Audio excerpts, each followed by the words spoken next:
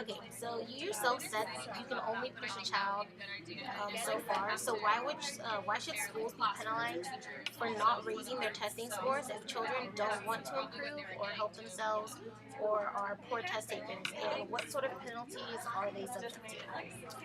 They should be penalized by having the district go through their staff and curriculum to ensure that they have everything up to date, and if they don't have everything up to date, they should be given a certain amount of time to improve it and do so. And if they don't in that time, then actions should be taken against the school, such as getting rid of certain teachers that won't conform or not giving them as much as funding because they're not using it in the right ways. Okay, so do schools get rewarded for their success, or is it only the negative aspects that are highlighted?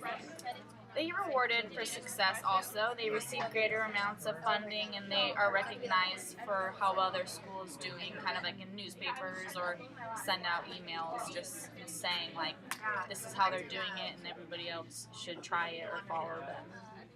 Okay. Also, what sort of immediate rewards would students receive if they did well on the test? Like, what are their incentives that they're going to be getting? When I was in school, we got like pizza parties and stuff. I thought that was fun. That was good enough. As a kid, that's like, oh yeah, that's good enough for me. So I think they could receive that, or like prizes or medals for their achievements, like have an assembly and give the kids that did the best medals. Okay. Also, have you considered the negative aspects of essentially just further emphasizing the fact that some students are college bound and kind of just essentially you're kind of pitting them against those that are not college bound?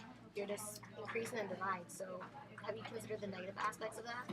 I could see how it would be bad, but it could also be a very good thing for kids that need extra help that weren't planning on going to school. Maybe they need somebody to convince them why it would be good for them. And if you can figure out the divide between the two, maybe you could see the kids that aren't as motivated and you or need extra help so they could get that.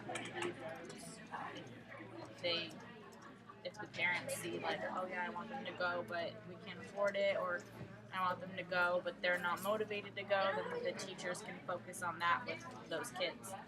Okay.